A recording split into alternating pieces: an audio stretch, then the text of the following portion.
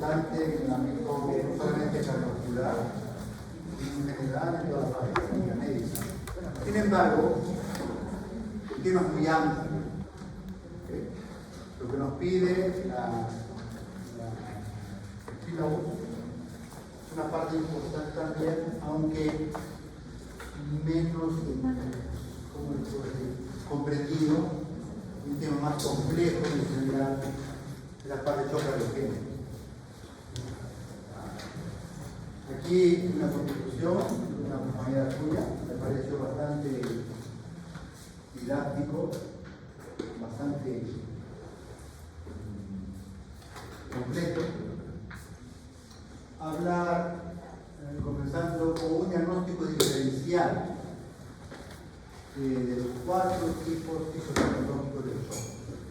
El shock halogénico, obstructivo, hipovolémico y distributivo, siendo el shock séptico obviamente más conocido, más conocido.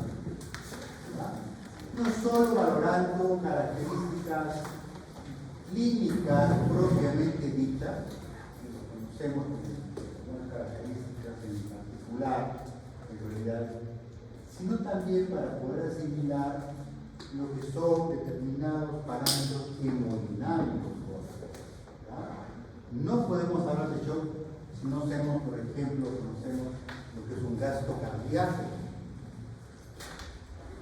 El gasto cardíaco es una variable hemodinámica importantísima que denota justamente una principal característica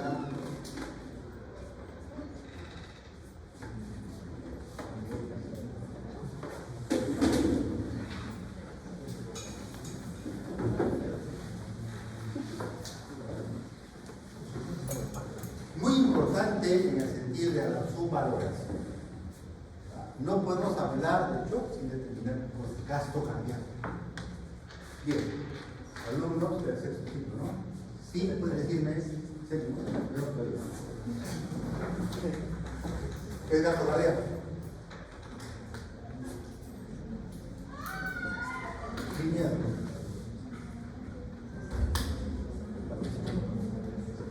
Ganancia. Es una variable que nota, desde el punto de vista de la física, el volumen sistólico de eyección por la frecuencia cardíaca. ¿Y qué es el volumen sistólico? El volumen sistólico es la forma actual de volumen que opera el corazón en cada latido. Si la frecuencia cardíaca más o menos es 70, el volumen sistólico más o menos 70, nos darán en cuenta que el gasto cardíaco aproximadamente por una persona de unos 75 kilos es más o menos 5. El gasto cardíaco jóvenes en una shock halogénico típicamente está disminuido, justamente por una función alterada, disminuida de la bomba cardíaca. En contraposición, fisiopatológicamente hablando, la resistencia vascular, o sea, todo aquello que se opone al gasto, a la salida, a la emisión de la sangre del corazón, pues está aumentada debido justamente a una retención, una reacción simpática de la bomba cardíaca para poder subsanar esta disminución del volumen sistólico. ¿Okay? En hemodinámica, el gasto cardíaco se determina fundamentalmente por una se reajusta su valor de acuerdo a la superficie corporal de cada persona. Ya esta relación de gasto cardíaco y superficie corporal se denomina índice cardíaco. Índice cardíaco.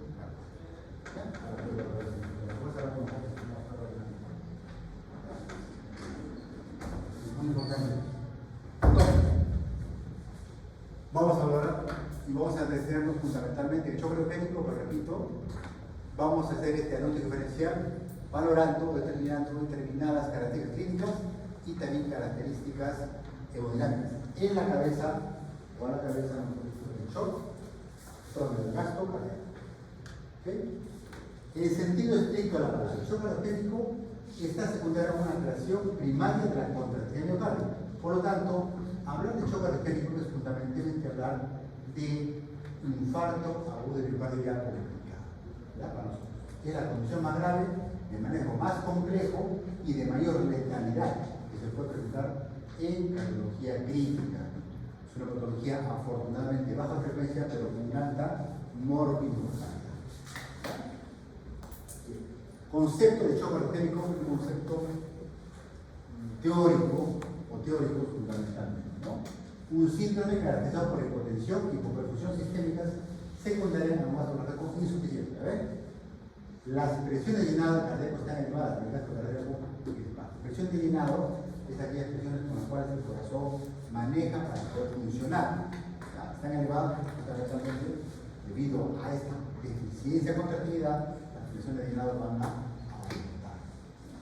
Otro concepto, un estado de hipopresión tisular, o sea, evidentemente no hay shock sin hipoperfusión, en el cual el corazón no tiene la capacidad suficiente para un gasto cardíaco adecuado para suplir las demandas metabólicas. Nuevamente se reitera el gasto cardíaco. 3. Es la disfunción con insuficiencia cardíaca aguda con caída del gasto cardíaco y dilatación arterial más límites compatibles con la función de los parénquimas. Un desbalance entre la capacidad que tiene el corazón de bombear versus el requerimiento metabólico funcional que el sistema, o sea, los órganos, es un estado de bajo gasto cardíaco, nuevamente, derivado de la función cardíaca primaria, que produce hipotensión y hipoperfusión sistémica. No solamente hipotensión, sino también hipoperfusión.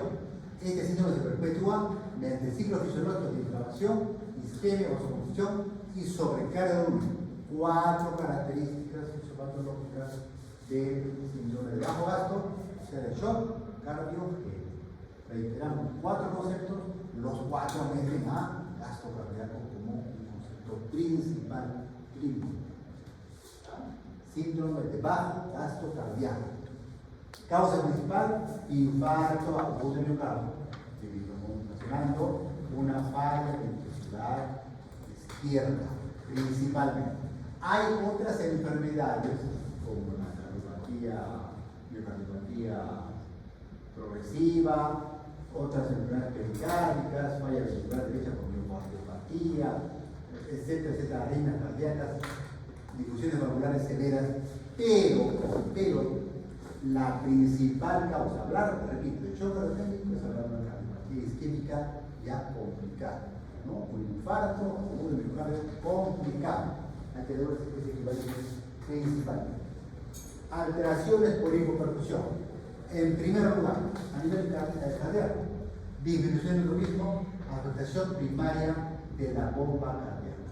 Una depresión debido a isquemia coronaria, ¿no? Por sustancias justamente que producen estas alteraciones en el mismo funcionamiento cardíaco. Segundo, a nivel pulmonar, edema pulmonar cardíaco no cardiogénico, principalmente por elevación de la presión puña, vamos a ver el concepto, o no cardiogénico por mesa respiratoria, esto es mucho menos frecuente, es la alteración pulmonar más importante. Repito, edema pulmonar cardiogénico en primer lugar. Tercero, en el hígado, elevación de las enzimas hepáticas con hiperbilinemia, ¿no? Trastorno de coagulación posteriormente, cuando se prolonga el problema principal, o sea, alteración en el funcionamiento hepático. Cuarto, arritmia renal, caída fosa renal, disminución del filtro glomerular, por lo tanto, necrosis glomerular aguda y por lo tanto, falla renal aguda. Quinto, a nivel sistema nervioso central, alteraciones en nivel de conciencia de diferente nivel. Sexto, a nivel del territorio esplático, vasoconstricción esplática, eliminan múltiples complicaciones, curso de estrés, pancreatitis, translocaciones bacterianas, ¿no? Que es el paso de las bacterias que se aprovecha justamente este problema hacia la circulación sanguínea del nivel intestinal, provocando un proceso séptico secundario, potencial. ¿No? Entonces, disfunciones a nivel de los múltiples órganos debido al shock propiamente dicho. ¿Cuál es el mecanismo compensador que hace el organismo para poder funcionar esta condición? Primero, respuesta simpático-adrenérgica primaria, ¿no? Inmediata prácticamente, ¿no? Activación del sistema renina-angiotensina, aumento de la frecuencia cardíaca y la contractilidad miocárdica, vasoconstricción arterial con reducción de pulso y también vasoconstricción venosa con aumento del retorno venoso, pero esto va a ocasionar también un aumento de la precarga y dilatación ventricular con aumento de las funciones de vida. En otras palabras, el organismo reacciona buscando más vasoconstricción, principalmente, ¿no es cierto? Y aumento de la frecuencia cardíaca. Todo eso como consecuencia de una respuesta adrenérgica a la disminución miocárdica. Por lo tanto, estamos diferenciando gasto cardíaco bajo, resistencia vascular sistémica alta, ¿no? Fundamentalmente. A diferencia, por ejemplo, de shock sepsis. Factores contribuyentes. Siendo la disfunción miocárdica la causa principal del shock cardíaco, nosotros vamos a valorar otros factores concomitantes que pueden contribuir a que esta función miocárdica se altere mucho más. Factores: hipovolemia, arritmias, fármacos, dolor y estrés. Cualesquiera de estos factores van a contribuir a que el shock cardiogénico se profundice, se perpetúe y se produzca la disfunción multiorgánica evolutivamente en el tiempo. ¿Ya? ¿No? Todos estos. Por ejemplo, un paciente que tiene taquibradiarritmia, ¿no? Como consecuencia, a su vez, de la isquemia miocárdica, va a empeorar el shock cardiogénico. ¿Ya? Fármacos, sobre todo aquellos hipotensores, beta-bloqueadores, por ejemplo, también, que pueden provocar una disminución en el funcionamiento miocardio, no provocado por nosotros, sino porque decimos, este factor es cardioprotector, vamos a darle un antihipertensivo, este factor es cardioprotector, vamos a darle un beta-bloqueador, nos vamos a poner esa función y lo vamos a ir al otro lado, en vez de beneficiarnos, nos va a perjudicar. ¿Ya? El dolor y estrés también puede contribuir en ese sentido. Entonces, si hablamos claro, en la fisiopatología del shock cardiogénico, tenemos una disfunción histórica propiamente dicha, una disfunción diastólica por disfunción miocárdica, ¿no? Pero también tenemos factores asociados, ¿no? Que van a provocar, van a perpetuar un proceso de inflamación sistémica. Miren qué interesante esto. ¿Ya? A nivel histórico, evidentemente, disminución del gasto cardíaco se produce en shock, una disminución de la presión coronaria. Y a nivel diastólico, peor todavía, un aumento de la presión diastólica final, ¿no? Lo cual va a contribuir a la hipoxemia y va a aumentar el proceso de la hipoxemia. Joder, a nivel de la fase de diástole es donde se produce la perfusión coronaria. Si yo tengo ya una disfunción de esta naturaleza, el error o el defecto primario de la isquemia miocárdica se va a empeorar si yo tengo un proceso de alteración, un proceso a nivel de todo lo cual va a corresponder a producir una isquemia, una disfunción miocárdica progresiva y, por supuesto, el fallecimiento del paciente. A nivel de la inflamación sistémica se va a provocar una disminución, obviamente, de la perfusión, pero también un proceso de vasoconstricción.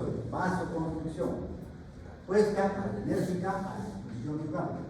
Vasoconstricción, proceso inflamatorio, se va a cerrar un círculo vicioso y esto va a provocar un fallecimiento. No es que se produzca un fallecimiento per se en forma total, en forma, inmediata, sino que tiene que ser un proceso cíclico, repito, de inflamación, isquemia, vasoconstricción y sobrecarga de volumen. 4 procesos que van a contribuir, ¿no? A la disfunción multiorgánica, que contribuyan peor todavía a un gasto cardíaco disminuido y a una disfunción multiorgánica. ¿Ya? Recuerden que es muy semejante al proceso lo que ocurre, por ejemplo, en un shock séptico al final, en un estadio final. ¿Ya? Básicamente. La diferencia está en que se produce una intensa respuesta adrenérgica y un proceso inflamatorio que va a perpetuar por acciones de la propia del organismo, que va a perpetuar esta disfunción miocárdica del corazón, ¿no? Cardíaca y la disfunción multiorgánica. Muy severo, muy severo, ¿no? En las primeras etapas, jóvenes, se puede hacer un fenómeno de compensación neurohormonal. Estamos hablando del fenómeno de vasoconstricción, ¿cierto? Retención de líquido, proceso de taquicárdico, ¿no? Un aumento del volumen de estrés, diferentes situaciones en las cuales el organismo reacciona Dice, el corazón está fallando, voy a tratar de compensar, bien esta respuesta fundamentalmente al veneno.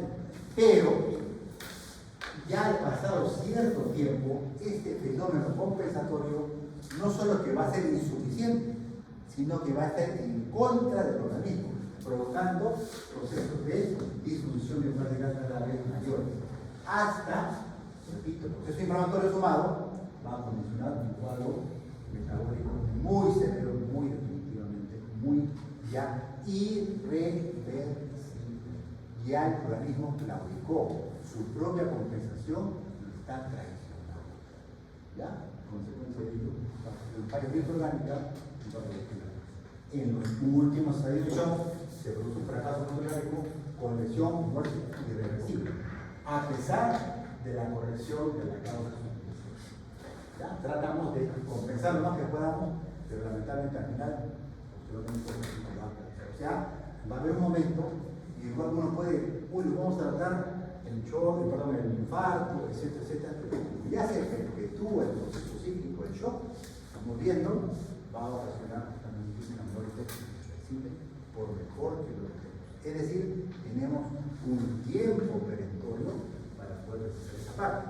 Es más, no es que el shock cardiogénico caiga inmediatamente acá. Hemos dicho procesos compensatorios primero. Por lo tanto, es lógico entender que tenemos que actuar en las primeras etapas. Moraleja, el reconocimiento temprano es básico para nosotros poder recuperar al paciente. Pasada una barrera, pasado un límite, un tiempo, esto va a ser irreversible. ¿Ok?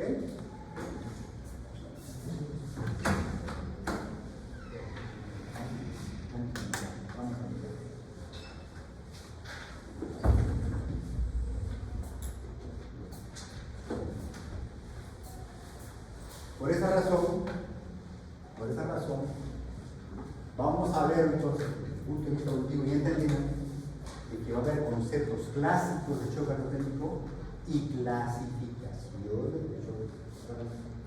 ¿Ya? ¿Me van a entender? Diagnóstico clínico. Es un diagnóstico sindrómico. Hipotensión, hipoperfusión, disfunción orgánica. Todo lo que entendemos ahora. Hipotensión, disfunción orgánica, todos, absolutamente todos, encajonamos un cuadro sindrómico. Cada uno sabemos lo que significa. ¿Ya? Cada uno sabemos. La hipoperfusión, ¿cuáles son las ventanas clínicas de hipoperfusión, jóvenes? 1, alteración del estado mental. 2, la piel, muy bien, piel fría, marmórea, plateada, con un leito, llenado capilar. Bien, 3, la disminución de la auriculoresis, la alteración del estado mental. Ventanas clínicas, eso todo el mundo puede reconocer eso. ¿No? Esto está chocado, ahí está chocado. Síndrome, diagnóstico, síndrome. ¿Qué es el shock? ¿Qué es el shock? Es lo que vamos a justamente ¿ok? Vale. Metabólica, hiperlactacidemia, ¿no? Hiperlactacidemia como característica.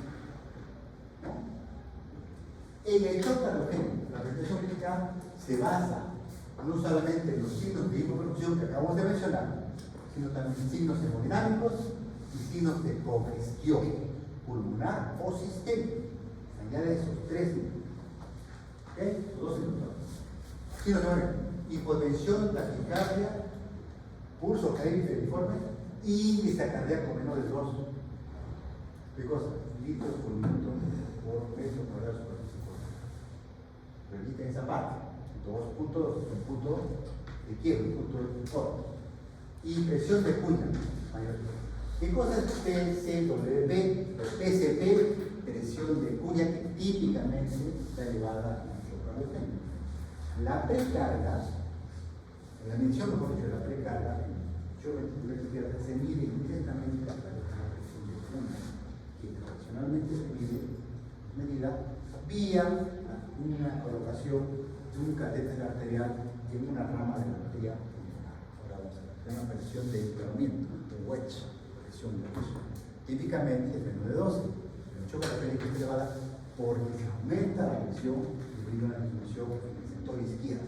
Es decir, es una medida estática de precarga de la función ventricular. Presión wedge, presión de cuña PCP o PCWT. ¿No? Entonces, característicamente, signos hemodinámicos y signos de congestión. Congestión pulmonar, edema pulmonar, crepitantes, ¿no es cierto?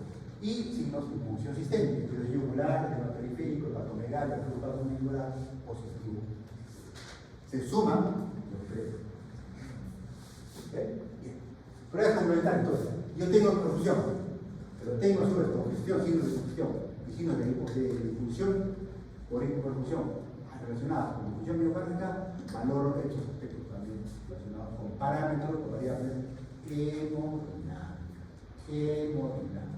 ¿Ya? Pruebas complementarias. Obviamente, al margen de todo paciente crítico, delicado, tenga que tener sus análisis de hemoglobina, programa, creatinina, etc., es fundamentalmente, aparte la radiografía de tórax, mínimo, un electrograma mínimo de ingreso, y la ecocardiografía, básica, ¿ya? No podemos hacer un diagnóstico de choque con precisión o con mayor certeza si no tenemos una valoración ecocardiográfica. Es lo más importante que tienen que reconocer. No les puedo dar esto es choque, pero no tengo la certeza. Hay un choque indiferenciado. La ecografía te puede ayudar a poder decir que no tengo diferencia. ¿Ya? Bien. Es importante porque alteraciones para la ecografía, ¿no? Disfunción ventricular y causa de choque. Alteraciones de la contracción, sobre todo segmental. Estamos hablando de infarto, ¿no? Integridad válvulas, presión valvular, problemas concomitantes. Presencia de líquido pericardio, diagnóstico diferencial, o de hecho, medicamentos por taponamiento. Presencia de complicaciones medicales del infarto, por ejemplo, ruptura de un tabique intraventricular, ¿cierto? Por ello, siempre está indicado, reitero, en todos los casos con evolución severa o sospecha clínica de shock y su lesión prioritaria respecto a otras técnicas de diagnóstico. ¿Quién hace la ecocardiografía joven? El médico general, no capacitado. El médico emergencista puede tener algunos efectos básicos. Fundamentalmente aquí la potestad la lleva obviamente el médico cardiólogo, pero el cardiólogo no hace guardia. El cardiólogo no está ahí esperando que venga pacientes con shock. Entonces, va a ser un deber en las nuevas generaciones como ustedes que tienen la competencia de valorar aspectos básicos de ecocardiografía. Necesitamos cardiólogos que tengan esta capacidad, en general, por de médicos que tengan esta capacidad de realizar la ecocardiografía. En nuestro área, estoy hablando de todo el cardiólogo. ¿Ah? Bien. Hay niveles en la canción de ecocardiografía. Hay niveles. ¿Ah? Es un nivel básico. Aquí hasta el vigilante dice, doctor, está congestionado. Tiene que ser así. Y hay niveles altos, sofisticados. Caramba, y me hace un diagnóstico sin meter ningún catéter, nada. De veras, ahora están haciendo ese diagnóstico. Mis respetos para los que saben. ¿No? Congestión. Primero, disfunción ventricular. El corazón, por ejemplo, que no late bien. Está lentito para poder bombear. Está disfuncional. Fracción de ignición, abajo, baja. Solamente sé la cualidad, está baja o no se mueve. 2. Líneas B de los pulmones. Comatitas, la congestión se traduce ecográficamente con unas cometitas. Fíjense, líneas B. Y C, la vena cava inferior, acá, está gordita, está dilatada y no se dice. Vena cava inferior. Lo básico. Para entender que estamos frente a una disfunción, ¿no?, de origen cardiogénico. ¿Es fácil?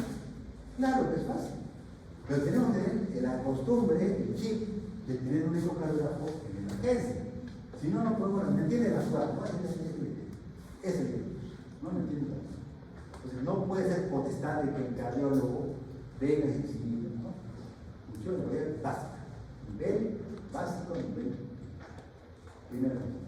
Pero, como decía, hay disfunción, diferentes niveles, y la ecografía, el choque clínico, pueden terminarse, sin mentira, gasto cardíaco definido, incluyendo difusión ventricular izquierda, derecha, incluso valoran ya con estudios avanzados, estudios Doppler, ¿no? De ondas, presión de llenado y presión de la arteria pulmonar. Detectan ya, aumenta la presión pulmonar en una ecografía avanzada.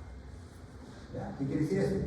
Entonces, ya se está ganando terreno medidas o estudios no invasivos para poder justamente precisar que la etiología de ese shock es cardiogénica y cuáles son sus características. Ya este nivel lo tienen los cardiólogos. Y el cardiólogo está ya competente para poder ya entienden esa cosa. Tengo síndromes y tengo el estudio de lo básico para hacer diagnóstico de shock, claro, con esas medidas reales hemodinámicas que estamos ahorita. Entonces, clínica, ecografía, catéter venoso central, presión venosa central. ¿Qué es la presión venosa central? Es una medida de recarga estática que valora la función ventricular del lado derecho. Valora cuáles son las fracciones, ¿no?, que ingresan al corazón y se mide a nivel de la cámara superior, que traduce la presión de la aurícula derecha propiamente. Normalmente de 4 a 6 minutos de mercurio, si se eleva quiere decir que está funcionando o no, y que no está funcionando bien el llenado debido a esta disfunción fundamentalmente, ¿no? El cateterismo cardíaco, el cateterismo significa ya medidas invasivas. La pulmonar se determina qué cosa principalmente el índice cardíaco, pero también puede ser derivándose resistencia vascular, transporte de zumo de líquido. Hay muchas variables que se pueden hacer fundamentalmente, pero lo que manda, repito, gasto cardíaco fundamentalmente el índice cardíaco. Esa cuestión es importante. Monitorización respiratoria, por supuesto. El gasto de la diuresis también es muy importante, básico para entender como una cuestión elemental, ¿vale? Cómo estamos con respecto a la función renal, ¿no es cierto? Y lo que yo le decía de la presión de capilar, el entrenamiento, donde de 6 a 12 milímetros se tiene que introducir este famoso catéter que tiene años ya, se llama catéter de Swan-Ganz, ¿no? Se mete por una vena principal, atraviesa el corazón, la aurícula derecha, el ventrículo derecho, y va a una rama de la pulmonar y se infla un globito que como si fuera un surfeo, ¿no? Va y se acuña en una rama circular y mide la presión de esa arteria, la presión de cuña, la presión wedge, la presión capilar. Repito, más de 15 milímetros es fundamental para hacer un diagnóstico también más preciso. Pero la ciencia avanza y hay situaciones donde nosotros encontramos una referencia, no necesariamente el catéter, ¿no? Ahora de una ecografía avanzada y también tenemos métodos mínimamente invasivos, ¿no? Colocando catéteres en la arteria periférica también, en los cuales se determina ya la valoración de la función cardíaca, ¿no? Es una técnica que se llama técnica mínimamente invasiva de termodilución transpulmonar, así se denomina, en el cual se coloca agua fría y se va calibrando una onda y esta onda se va a traducir en un sistema para medir el gasto cardíaco, un análisis de análisis del contorno de la onda. Y con todo esto, la ciencia avanza, fíjense, es una imagen real de cómo está funcionando el corazón, y acá vienen, si ustedes lo sacan, 6 índice cardíaco libre. ¿Esto lo ven? SDI, ¿no? Índice, ¿no?, de volumen sistólico. Perdón, el volumen sistólico como componente del gasto cardíaco. Esta se ve, es saturación venosa de acá. Todo esto ya se puede medir incluso sin la base tradicional de catéter arterial pulmonar. Entonces la ciencia avanza y estas técnicas de termodilución mínimamente invasivas, ¿no?, valoran un estado de monitoreo dinámico altamente sofisticado que se traduce en áreas críticas, fundamentalmente en coronarias, que nos permite valorar en buena medida la función del corazón, el agua pulmonar total, etc. Diferentes situaciones en las cuales ya nos grafica lo que nosotros necesitamos, que son los parámetros. Tenemos la parte clínica, jóvenes, la parte psicocardiográfica, y luego tenemos la parte hemodinámica. Las tres patitas de la evaluación integral de la función cardíaca. ¿No te verá? Choque arterial clásico. Índice cardíaco, disminuido. Resistencia vascular sistémica, aumenta. Presión de cuña, parece fácil decir que la parte práctica, concluyente, hay que hacer pues, el estudio, el manejo, que es propiamente ya área de especialidad. Pero fundamentalmente ustedes tienen que tener un concepto básico. No podemos hablar de gasto choque arterial si no tenemos propiamente esto. Patrón, los cardiólogos suelen tener este patrón, ¿no? Patrón húmedo, frío, vaciado, ¿no? Este doctor es un signo de bajo gasto cardíaco, patrón húmedo, frío, que se refiere, es el equivalente, traducción, del cardiólogo para acá, traducción a un choque arterial. Patrón húmedo, para diferenciar de otros patrones, por ejemplo, distributivo, patrón caliente y seco, está febril, está el vaso dilatado, índice cardíaco aumentado, inicialmente por lo menos, ¿no? Es al revés, miren. Índice cardíaco, en shock distributivo séptico inicialmente aumentado, y tengo los sistémicos disminuidos, shock vasodilatado, presión cuña baja, ¿no? Para diferenciarlos. Pero hay patrones mixtos, que tenemos que regular bien, sacar bien las conclusiones, porque nos podemos equivocar, pero pueden haber patrones mixtos. Es decir, el paciente con shock séptico puede hacer un shock artérico y al revés. El shock artérico puede hacer un shock séptico también, la locación bacteriana no funciona. Entonces, ¿de qué estamos hablando? Para eso justamente están los estudios paraclínicos ya avanzados, más sofisticados, que determinan este tipo de patrones hemodinámicos. ¿No? Bueno, la presión metabólica también es bastante compleja. Hay acidosis metabólica, hipertriglicemia, con valor pronóstico, ustedes recordarán, ¿no? Mientras más alto sea el valor del lactato, peor para el paciente. Entonces son situaciones en las cuales sí hay que valer la pena estar monitoreando los zapatos, pero ahora se han puesto a ver, no, doctor, que el lactato no siempre refleja la hiperfusión. Bueno, son cositas, pero para nosotros sí es importante, mínimo una valoración, ya incluso segregada del nivel de lactato, que nos va a traducir un valor de seguridad, en segundo lugar de valor, pero no es lo mismo que un paciente con hipertensión aumentando, entonces el pronóstico se hace mucho más fuerte. Entonces, hemos mencionado, si recuerdan la segunda tercera diapositiva, la definición general de shock arterial. ¿Okay? Pero ahora, según los expertos, en el año 2019, existe una nueva clasificación, propone una clasificación de shock arterial, ¿no? En 5 estadios. Siendo el estadio C, recuerden, el correspondiente al que nosotros hemos descrito, el shock artérico largo. Entonces se complica un poquito la figura del concepto tradicional de shock artérico. Antes de eso, estadios A y B, lo que podemos decir el pre-shock. Y el estadio D y E, cuando ocurre disfunción y él es siendo el estrés, ¿no? El día prácticamente está agónico. Y recuerden, hay una transición, un proceso compensatorio, una claudicación y al final, el paso final hacia la muerte. ¿Ya? Es lo que tengo que decir, es una evolución. Esa evolución ha sido o ha querido ser graficada y determinada, separada en estos 5 estadios de shock cardíaco actual. Cada uno con sus características hemodinámicas. Por eso la diferenciación. Repito acá. Shock cardíaco plástico. Presión sistólica menor 90 o media menor 60. O descenso más de 30 de basal. Drogas vasoactivas, uso de drogas vasoactivas, síndrome de bajo gasto y índice cardíaco menos de 2. Presión cuña, más de 15, ¿no es cierto? Frecuencia cardíaca más de 100, lactato alto. Es el clásico, reconocimiento clásico.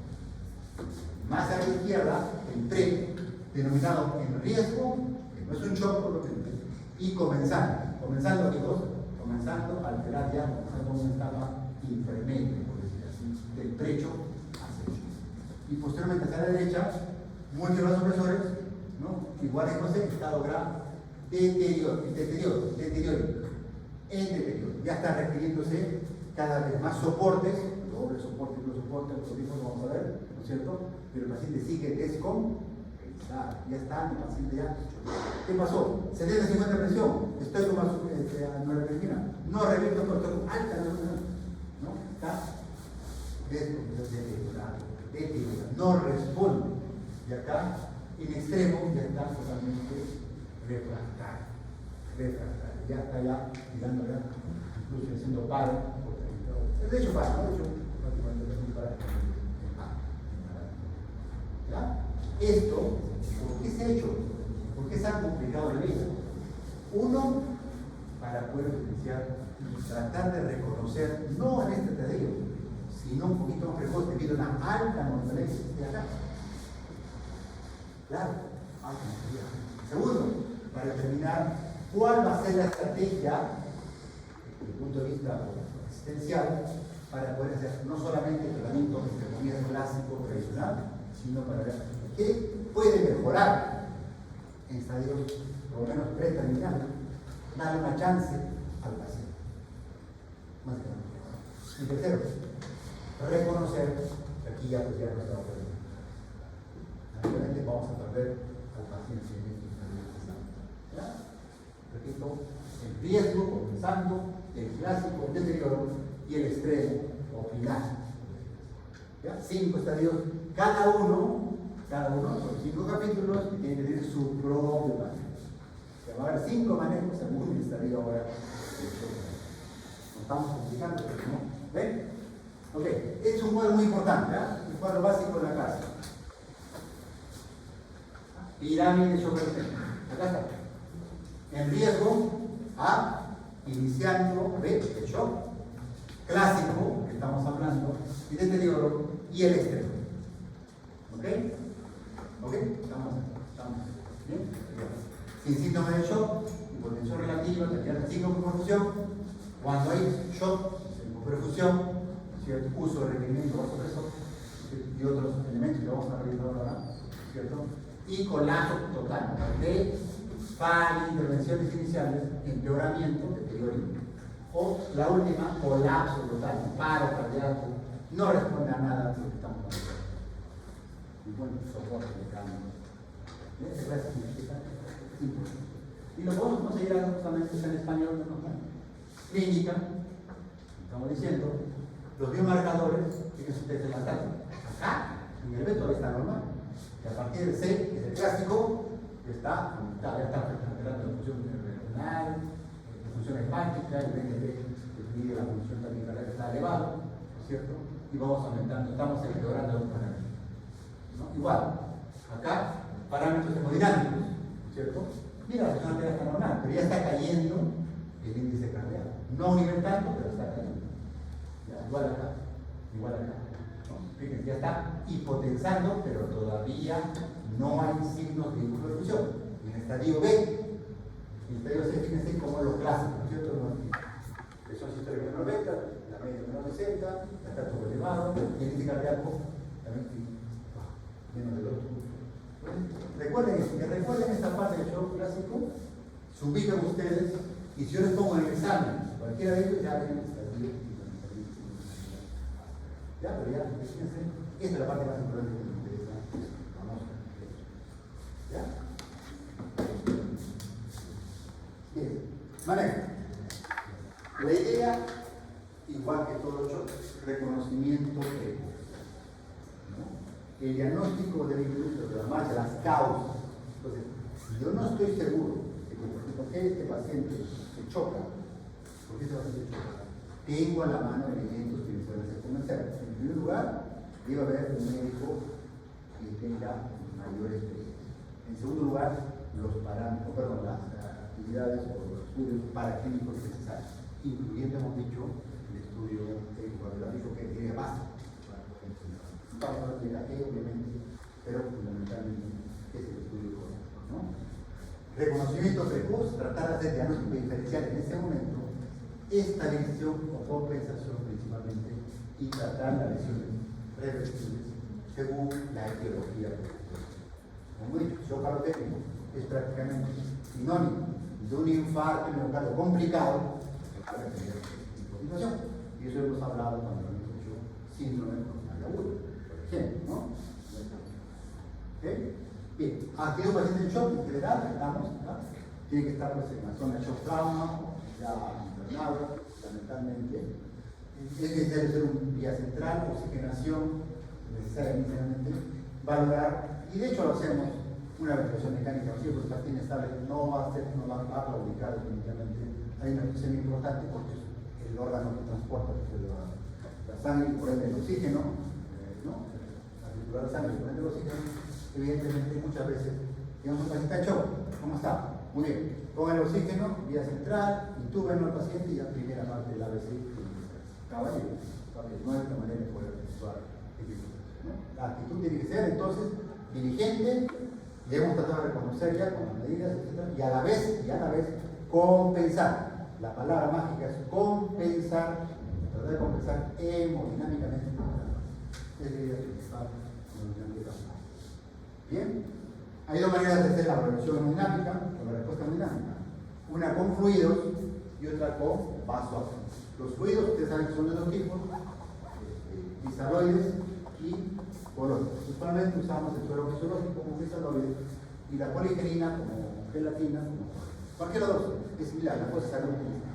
Pero, ya hemos dicho, el shock alotécnico es un shock frío y húmedo y puede estar condicionado. Vamos a usar líquidos en un paciente con shock clásico, shock alotécnico clásico, no.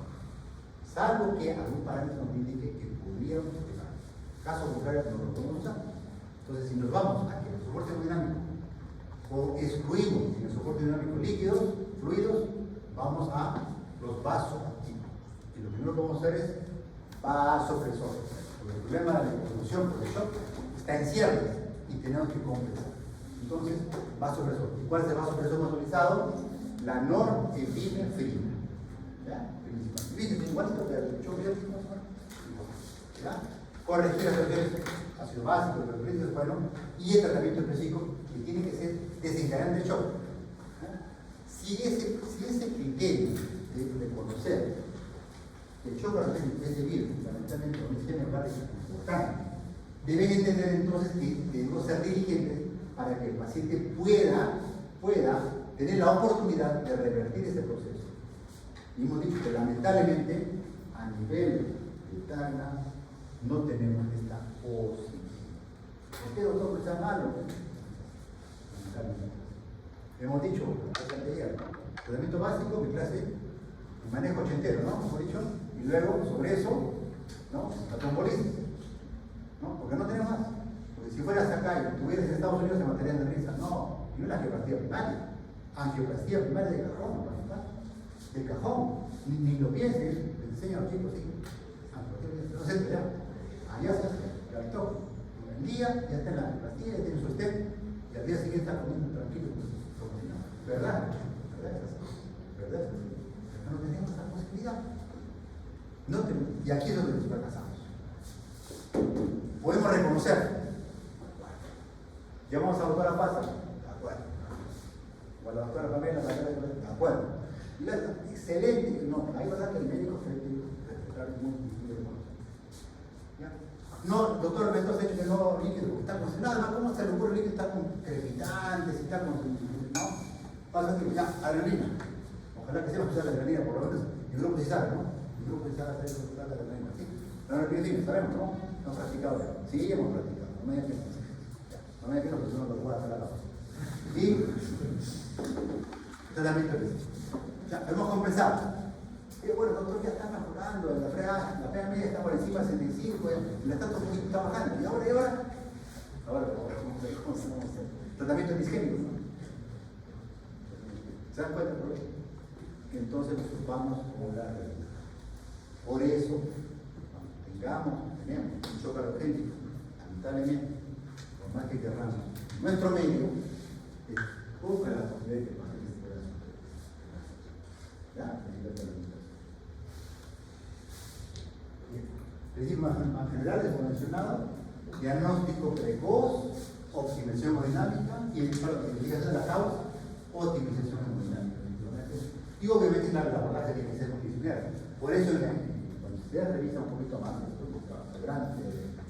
adentran al manejo, team shock, team, equipo multidisciplinar.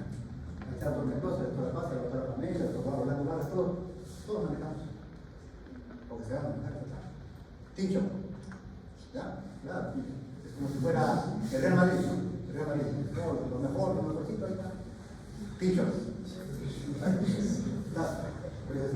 Pero no hay. ¿Ok? Para que vean la complejidad, es una parte de la teoría, de la revisión, la complejidad del manejo. Por un lado, tenemos, mira, el examen físico, laboratorio, hemodinámica, ecocardiografía, electrocardiografía, respiratorio, estado neurológico. Es un paciente sumamente complejo el paciente que tiene un problema. Por todo lado, no es la manera, en área crítica definitivamente precoz. Tratarlo de compensar y luego construir el tratamiento epidemiológico de los. Ya, no tiene bien la seleccionadora de esta diapositiva, modestamente, entonces, acá tenemos como vasopresor o impresor la norepinefrina en la cara, lo que se llama norepinefrina. ¿Ya? Efecto principalmente, efecto beta 1, vasoconstrictor, fundamentalmente. Pero alfa y beta, alfa 1 y beta, vasopresor y vasoconstrictor. Pero doctor, usted me ha dicho que la resistencia vascular sistémica aumenta, claro, que no nos queda otra que aumentar la capacidad de ejecución con lo que tengamos. Vasopresor, efectivamente, pero no hay una manera de poder subsanar no hay un vasoactivo ideal, no existe. La vasopresina, perdón, la norepinefrina tendría que ser. Es más, algunos incluso pueden usar a la epinefrina, que tiene más efecto vasopresor, más potente, por decir así, más precoz. ¿Ya? Pero se prefiere la norepinefrina. ¿Ya? Shock halogénico, norepinefrina. Entonces, ¿cómo hacemos? ¿Hay alguna droga que pueda mejorar la contracción? Sí hay. Que se llaman inotrópicos. No confundir con vasopresor. Inotrópicos mejoran la capacidad contráctil. Y lo que tenemos acá modestamente es la dobutamina. Prima hermana de la norepinefrina. Es inotrópico, pero también es vasodilatador. O sea, que tiende a poder bajar la presión arterial por este efecto sistémico. Ese es el problema.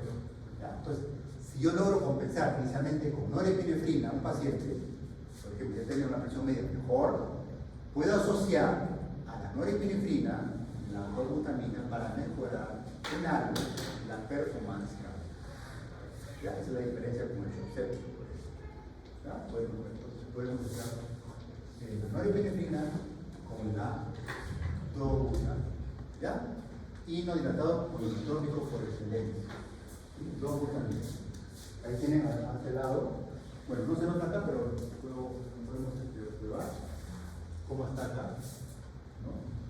Tenemos que la norepinefrina aumenta la resistencia vascular, aumenta el latido cardíaco. CO, output count, es el gasto cardíaco, ¿cierto? Y la frecuencia cardíaca. Y fíjense la diferencia con la dobutamina, ¿no? La resistencia vascular puede bajar.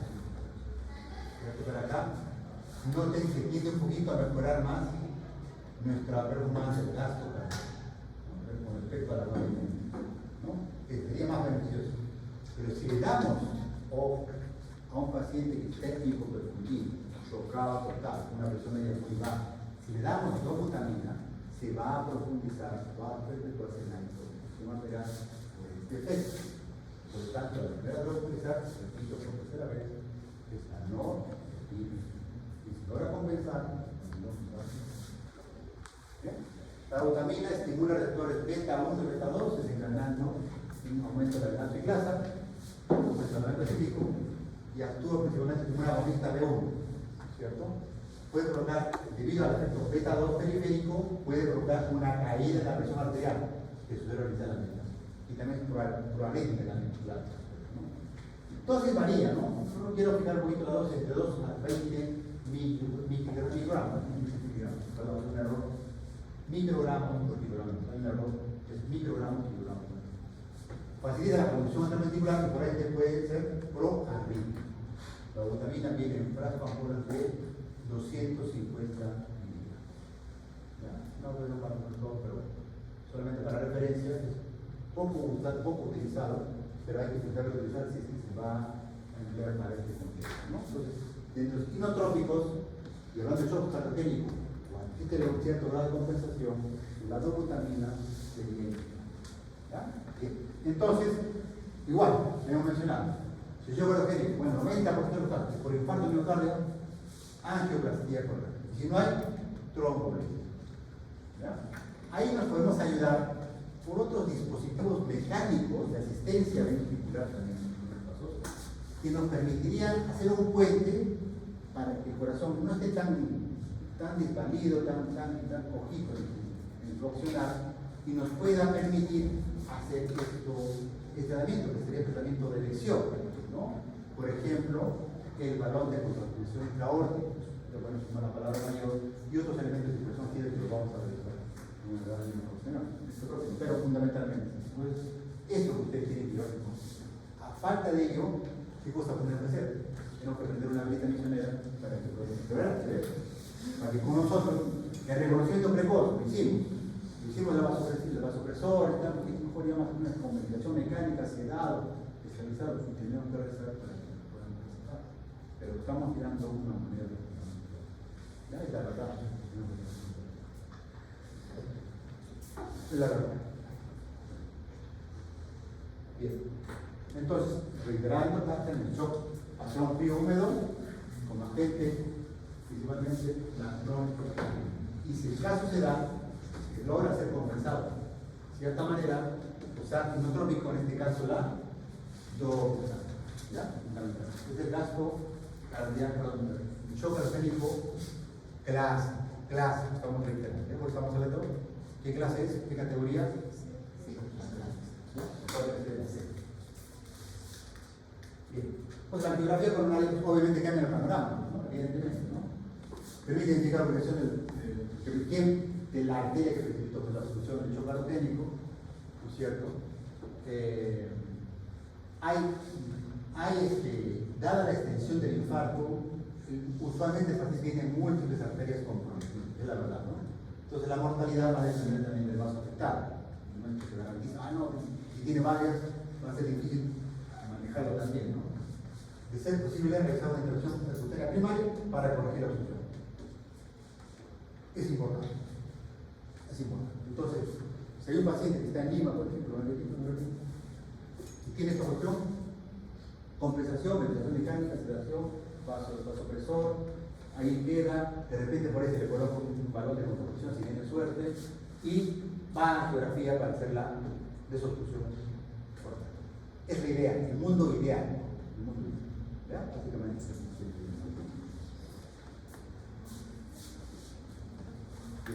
Igual, vamos a reiterando esta lámina, cambia dramáticamente nuestro pronóstico si tenemos esta la mano. Cambia. Le damos a la arteria y le ponemos el cambio. Definitivamente. El flujo de sticky 3 acá, perfecto. Igual que ¿no? Perfecto. Eso sería lo ideal, pero, como repito, todavía estamos lejos de la situación que nos da. Soporte circulatorio mecánico, el shock cardiogénico, sí, hemos dicho el valor de compensación, que es como una larga masa así, como un globito. ¿Ustedes han visto los globitos de la hora loca? ¿Cierto? Y así, acá en la aorta le ponen, ¿no? ¿Sí? La parte, ¿no? Entonces, se desinfla cuando hay sístole, para permitir el paso y se infla con la diástole. Vemos ya diástole. ¿Para qué? Sí, la diástole, por hecho, hemos dicho que esa fase, ¿no? Hay la perfusión portal. ¿No? Interesante, ¿no? Hablando de contracción, ¿no? Disponible en algunos centros de pensamiento en el Perú, en el seguro hay en el México, por ejemplo. ¿No? Hay un dispositivo muy interesante, altamente sofisticado, recontra caro. Bueno, el nombre comercial es Impela, que es una bomba axial que se coloca en el ventrículo izquierdo también y que mejora o ayuda a expulsar la sangre. Toma, te ayudo. Entonces yo cargo y te ayudo y es muy, como si fuera un pequeño jet, y va sacando la mejor el volumen sistólico. Se llama Impela. ¿No? Solamente en Lima, algunas clínicas privadas. ¿No? Y el ECMO, es interesante también, tenemos el oxigenador de membrana, que está corpórea, que hace las veces del corazón, prácticamente el corazón-pulmón, extrae la sangre en un sistema circulatorio extracorpóreo, la oxigena a través de una membrana y la devuelve al corazón, con el objeto de mantener la circulación, la oxigenación a los tejidos musculares, fundamentalmente, ¿no? Hace la vez como si fuera una bomba cardíaca, ¿no? Una unidad cardiopulmonar, básicamente, ¿no? También existe en algunos casos de Perú, en Lima, fundamentalmente, y hay incluso aviones, avionetas de Venezuela, privadas, que van a ser contratadas con un eje. Por ejemplo, digamos que hay un caso, y una avioneta viene, va y le coloca el eje acá, y bueno, un colega que estuvo acá, ¿no? Un colega, incluso profesor, ¿no? Y se la dan línea. Y otras cositas ayudan a tener un soporte circulatorio mecánico. Pero repito, no lo conocemos, no tenemos la habilidad para colocarlo. Eso solamente ya científicamente de una subespecialidad, ¿no? De tal para la segunda votación. Es muy interesante de parte de la segunda votación. No sé nada. Esto es por la arteria, ¿no? La arteria acá, la arteria femoral, va. Aquí está la planeta. A la salida, en la aorta, a la salida justamente del ventrículo. Balón de en la vez. Interesante la medida de valor de contracción. BCIA. Entonces, no es para repetir nada más esta parte. Resucitación, todo lo que hemos dicho. Reconocimiento, resucitación. Poquito lo que hemos dicho. Y determinamos la etiología. Yo tengo un manejo mediático. Todo lo que hemos dicho también. Fundamentalmente. Reconocimiento. Reanimación y buscar la parte. Nos quedamos en las dos primeras. Y la parte etiológica lo podemos reconocer, pero no podemos actuar. No tenemos cómo desobstruirlo. ¿No? Es lo que quiero que entiendan lamentablemente. Entonces, el organismo tiene diferentes niveles de compresión, hemos dicho, y si el paciente logra, con nuestras medidas modestas, de tener cierto grado de compensación, tenemos la esperanza, la esperanza de que pueda el tejido estar corrigiendo, compensando. ¿Cuánto ustedes los saben? ¿Qué porcentaje? Más o menos entre un 10 o un 20% en la práctica. El resto, lamentablemente, nos vamos a pero tampoco digo que es frecuente, ¿no? Es ocasional nomás la concepción. Finalizamos con estos factores determinantes, ¿no? Gravedad. Podemos tener pronóstico, la gravedad, por supuesto, el tiempo de evolución de shock, lesiones tituladas para el momento orgánico, edad avanzada, y la causa que origina el shock, evidentemente relacionada. Cuando es por infarto, y esto puede ser un poquito corto, 70-80% fallece en la situación. ¿Ya? Entonces, es mejor, todo infarto del corazón tiene que ser una valoración de su estatus hemodinámico, comenzando con la exploración. Y si ya vemos algún tipo de factor, sí, caso por usted elevado, la violencia que está al límite, estamos en un estadio ya B, pues vamos a tener que asumir esa parte y vemos que podemos actuar antes de que comience la bola de nieve, ¿verdad? Ya que nos podamos ya detener, ¿no? Sabemos detener el punto de refugio. Está en nuestras manos ese recurso. ¿Ya? Y ojalá que uno de ustedes puede dedicarse, pues, ¿no? A a la parte de cardiología clínica que necesitamos en esta región, sí lo necesitamos. Sí necesitamos, ¿no? Médicos que tengan esta capacidad y, por supuesto, ayudar por la tecnología actual para que puedan funcionar el proceso de cardiología coronaria y general de aspectos relacionados con cardiología. Bien, terminamos con esto. ¿Tiene una pregunta?